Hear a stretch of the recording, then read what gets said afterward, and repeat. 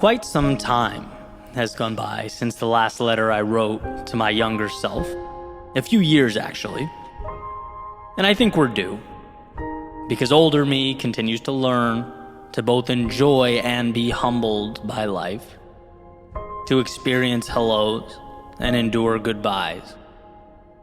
To win and to lose, to acquire and to cut away. The world is a maze of complexity to navigate. And maybe we should start right there. Because look, kid, there are some fundamental ideas about life that you just have wrong. There is no door that you walk through where you suddenly go from not understanding to finally having all the answers. Part of growing up is realizing how little human beings know about anything. And that's okay. What you'll understand is it's not a reason to run, it's a source of courage to draw from. Oh, but adults are wise, you might think. No, adults are just children with mortgages.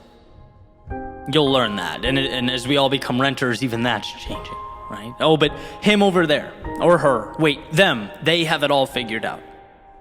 No, they just walk with conviction into their individual unknowns. That's all. Oh, but there has to be some certainty. We have to know some things for sure, you might think. Well, certainly we do, or at least we think we do, but you have to understand, 150 years ago, science said bleeding someone out would cure them of their illness, right? Our pursuit of truth is crucial, but it's a work in progress. Life is a work in progress. You are a work in progress. So what am I talking about? Why does this matter? Because I don't want you to think that you are ill-prepared to venture further into your potential. I don't want you to think that other people have what you don't, that you're not enough. The world around you is chaos. It's a mess. It's clay. Some people use it to build and create and shape their reality, and others, well, others don't. The kicker here is that nothing is built if you don't first give yourself permission to take the unknowns and make something with them. Once you understand that there is no secret code that must be figured out, you free yourself to explore and capture the essence of being alive. Again, life is messy. So go flail around. Wander. Go get lost. Who cares? You see what I'm saying? You can watch from afar, succumbing to the illusion that the world is some meticulously constructed orchestra where everything's playing in unison. Or you can dive in and make your own music, dance to your own melodies, because there is no perfect. There are people who stand still and people who pick up the pieces as they go. Next, and very closely related, younger me, give yourself a chance. Try things. No, more things, bigger things, terrifying things. You see those posters of people you have hung up on your wall? They're not of a different world. They're people like you. Right? But they decided along the way that they would try. That they would step out of line, break some rules, push life, and see how hard life pushed back. Younger me, on my college essay, I referenced one of my favorite quotes. I attributed it to Mark Twain. Turns out it wasn't even by him, but hey, life goes on, right? It said, 20 years from now, you'll be more disappointed by the things you didn't do than the ones you did do. So throw off the bow lines. Sail away from the safe harbor. Catch the trade winds in your sails. Explore, dream, discover. It's a beautiful quote, and here's what I gather from it. The biggest mistakes I've made over the course of my lifetime ended up being my greatest teachers, leading me to something new, to where I most needed to be. I mean, a lot of my mistakes are even funny stories, right? That I joke about with buddies over a beer. The vast majority of things you're worried about, they either won't happen or they're reversible. But what gets you, younger me, what truly hurts, is wishing you had the courage to apply to that thing that you instead let the deadline slip away. Or talk to that person you walked right by, or audition, or train, or travel, or follow your intuition, your heart to someplace new. Those are the things we tend to carry around. The second you learn that not going is far scarier than stepping out into the unknown, you'll possess a perspective that's incredibly valuable. It will change your life. And lastly, this one's kind of hard to articulate, but let me tell you, it continues to resurface. Here it is. If your intuition is telling you something, listen. Trust it. If something feels wrong, let it go. If it feels like it's where you need to be, you're being pulled in that direction, explore, move towards it. When you know in 30 seconds that someone isn't a good person, don't give them your time. When something doesn't align with your goals or objectives, don't feel bad walking away. When something excites you, trust that feeling. This is all intuition, and I've come to find that initial response to be more and more valuable. What that feeling is telling you matters. Don't turn your back on that. Now, of course, there's a line we have to walk, or an element of pragmatism we have to hold on to. Sometimes, when we're particularly upset, it makes sense to let the emotions subside and allow rationality to enter. But this is more about being aware of who you are and what you want. Right? Don't talk yourself out of what you know you want and into what you know you don't. Life gives clues. It's not always 4D chess.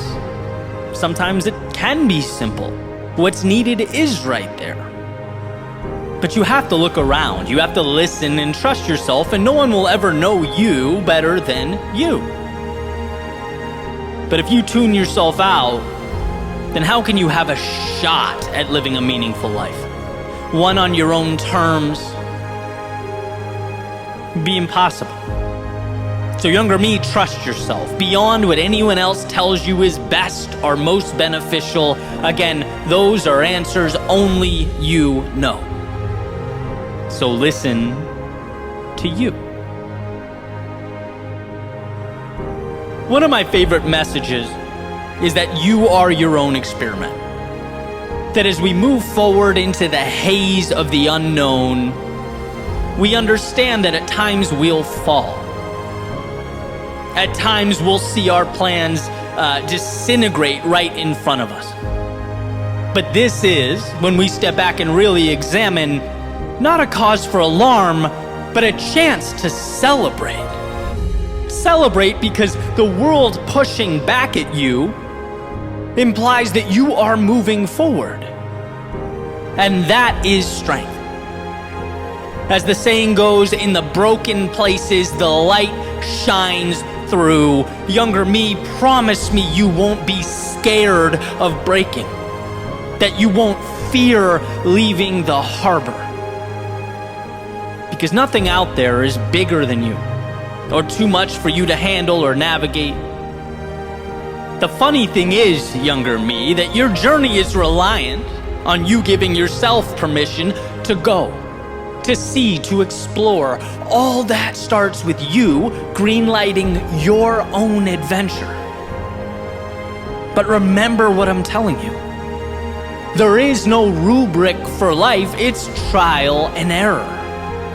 Remember that if you don't give yourself a chance, you simply watch the opportunity slip by. And remember that you are the only one who knows what's best for you.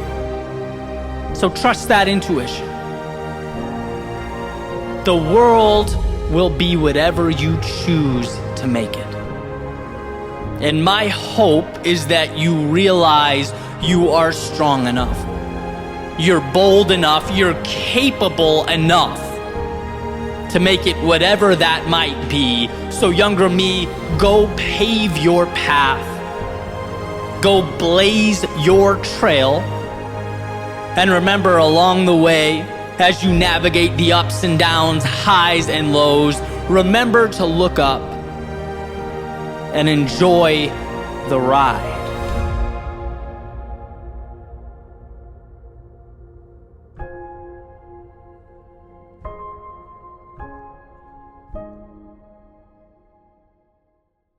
One day, we will all breathe for the last time. And that breath will feel just like this one. Same sunrise, same quiet hum of the world, same beating heart that doesn't realize it's on its final lap. And the truth is, that person will be you, it will be me, it will be all of us. See, life doesn't send warnings. It doesn't tap you on the shoulder before it leaves, it just stops. And when I finally understood that, something in me shifted. I stopped waiting to be ready. I stopped assuming I had time, because I realized every second we live is borrowed, every breath is on loan, and the debt we owe is to life itself. If time is borrowed, then I will spend it well. Oh, how I used to think I was invincible. That tomorrow was some kind of safety net I could always fall into. But later is the most dangerous word we speak. It quietly turns dreams into dust. We've seen later become never. And before you know it, the chance is gone. It's evaporated. I think about all the people who didn't wake up today. People with calendars full of plans. Messages left unsent, goals halfway written. They had stories that stopped mid-sentence, and somehow, me, I got another page. You got another page. That's not luck, that is borrowed time, and if time is borrowed, then it must be spent well. See, that changes how you move through the world. You stop pretending you're in control, you stop rehearsing life, and you start living it. There's an ethos attributed to Native American warriors. It says simply, today is a good day to die. Not because they were reckless, but because they refused to hold back, refused to leave a story half written. What if we lived like that? What if we stop tiptoeing around our dreams like we'll get another round? If time is borrowed, shouldn't we spend it well?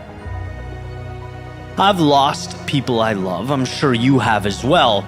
And every time, it's like life hands me a mirror, a reflection of how fragile this all really is. Their absence makes every sunrise sharper, every conversation more real. It reminds me that this world doesn't owe me another day. It's a gift that keeps showing up, whether I deserve it or not. And if it's borrowed, I don't want to give it back untouched. I want fingerprints all over it. Laughter, tears, mistakes, art, love, all of it.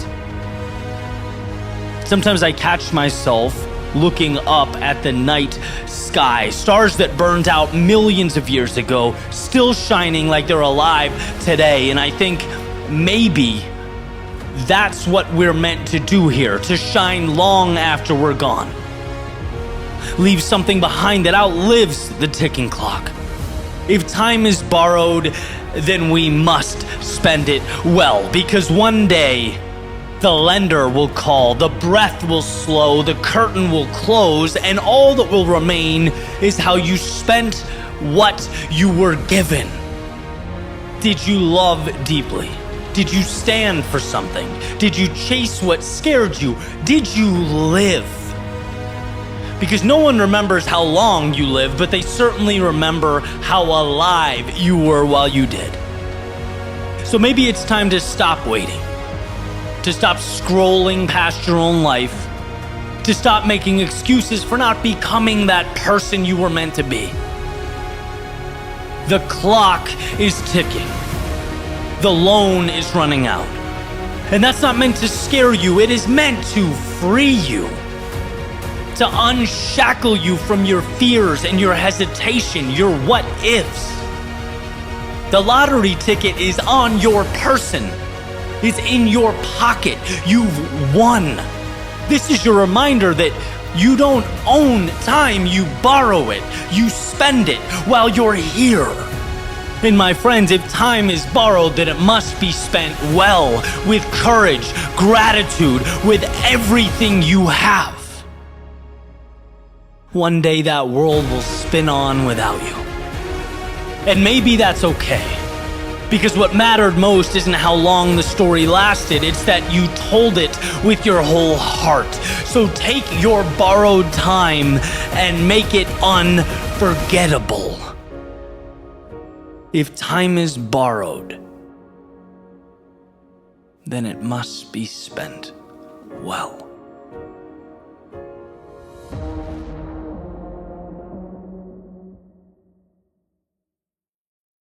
I talk a lot about taking care of the things that carry us through life. Our minds, our bodies, our health. And as I've gotten a little older, I think like so many of us, I've realized that longevity also belongs in that bucket.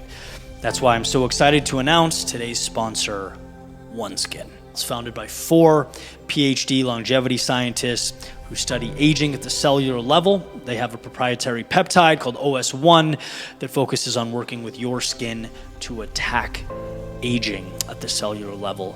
Like I said, I've been using it for a few months, very happy with it. But like, it's the philosophy too, right? It's being proactive, it's taking care of your body and your health and your longevity instead of waiting till, the wheels fall off the metaphorical wagon to do something about it. So I'm not alone in my ranting and raving. There's, I think, over 10,000 5-star reviews for OneSkin online. And right now, if you go to oneskin.co/Eddie and you use code Eddie, that's EDDIE, at checkout, you get 15% off on your purchase. Again, that's oneskin.co/Eddie. You use code Eddie at checkout, you get 15% off on your purchase. So thanks to OneSkin for sponsoring this video. And thank you for being a part of the process. That version of you isn't gone. It needs to be reclaimed. I remember sitting in my car one night, engine off, hands on the wheel, long after I'd parked, no phone or music, just silence. And I caught myself doing something I hadn't done in a while. I was sort of replaying a version of my life that didn't exist anymore. A version where things felt lighter. Where I woke up every day with energy, where everything felt possible. You know the feeling. Where you don't even realize you're in a good chapter until it's gone, and now you're sitting there looking at the pieces, trying to remember what it felt like. Trying to trace your way back. I sat there thinking, man, what happened to that version of me? Not necessarily the achievements or the results, but the feeling, the spark. And here's the dangerous part. When you sit in that long enough, it starts to feel like something you lost. Like it belongs to the past. It's behind you. And I think that's where most people fall flat. That's where it ends. They turn their best memories into museums, visit them every once in a while, admire them from time to time. But they never think to rebuild them. That night, though, something shifted because I realized that version of me, the one I missed so much, he wasn't living in a better time. He was living in a better state. He moved differently, thought differently, he chose differently. He woke up and attacked the day, didn't wait to feel inspired, he created momentum. He didn't wait for light, he became it. And the truth hit me hard. Nothing I missed was actually gone. I just stopped being that person who created it. See, we romanticize the past like it was magic, like something special was happening to us. The reality is we were the ones making it special. We were the ones showing up differently. We were the ones creating momentum and creating energy, creating life. So if you've been sitting there like I was, thinking about how things used to be, let me remind you of something. You don't need to go back. You need to reclaim. Because the spark you're chasing, it's not behind you, it's within you. In fact, some might say it is an entire world within you. See, you can wake up tomorrow and decide to move like that person again. You can choose discipline over comfort, action over hesitation, creation over consumption. You can stop waiting for the perfect feeling and start building it, one intentional decision at a time. Because your best moments weren't accidents. They were the result of how you showed up, and that means you can do it again. This isn't about nostalgia. It's about responsibility. It's about understanding that the light you're missing was never something you found, it was something you built. It began internally and was projected out. And look, if you built it once, you can build it again. Stronger even. Wiser. More intentional. So stop daydreaming about who you used to be, or how good things once were, or a feeling that lives in the distant past. And start becoming the person who creates that feeling again. You don't have to chase the past, you just have to step back into the fire and remind yourself exactly who you are.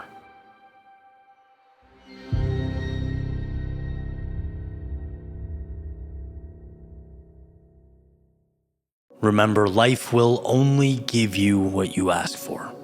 Nothing more and nothing less. So don't be shy about looking up and asking for a lot.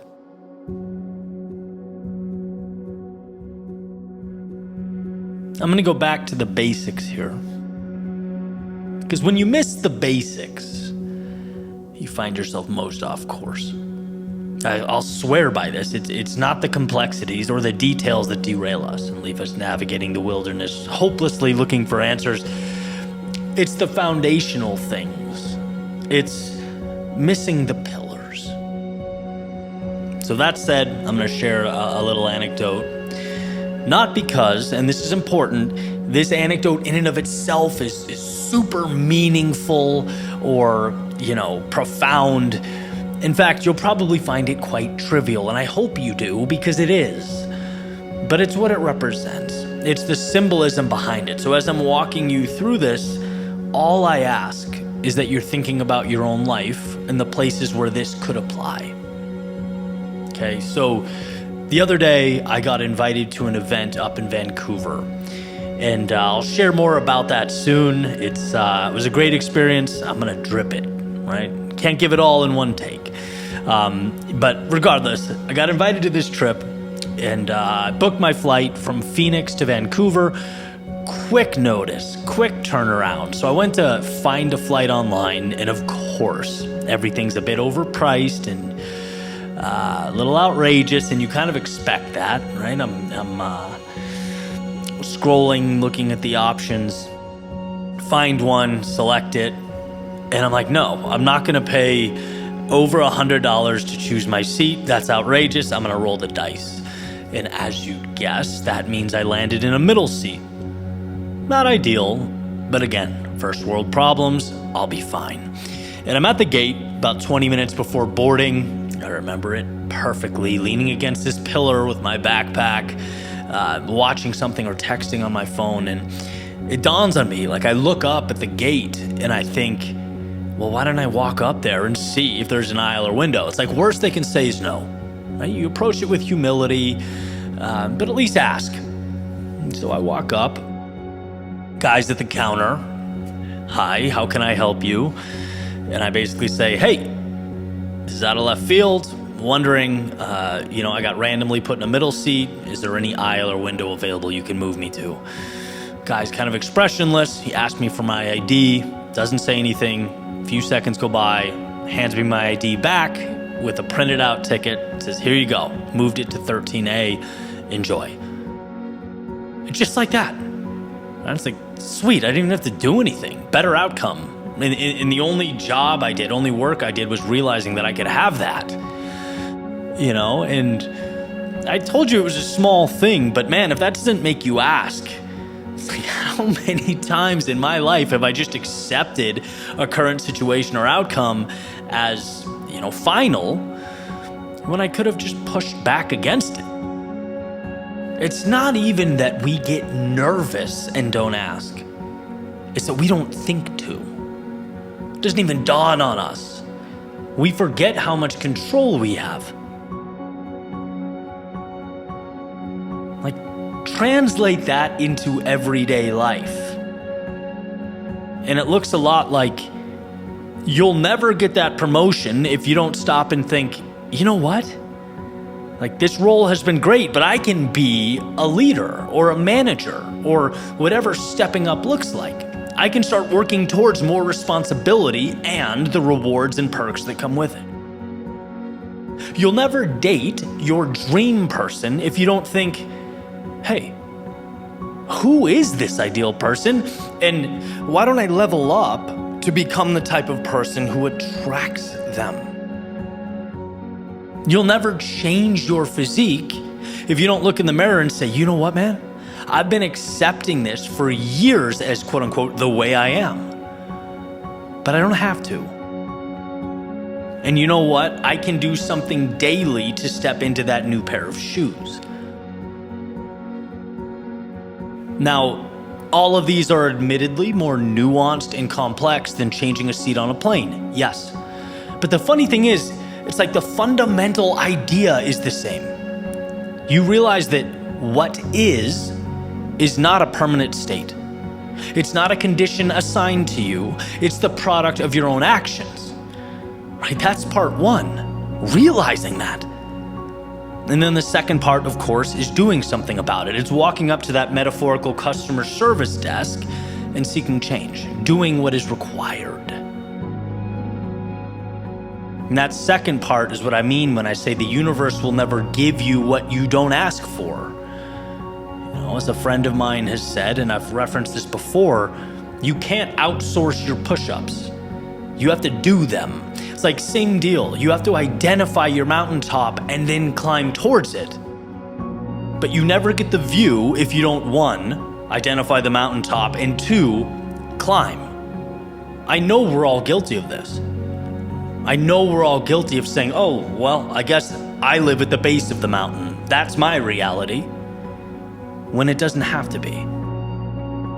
Too often we settle for less than ideal because we don't even imagine something better, right? And it's so fun, it's invigorating, it's freeing when that light bulb goes off. It's like, oh my God, I can change this. I can stop X. I can go do Y. I built a little cage around myself here, here, and here, and I can unlock them and simply walk out.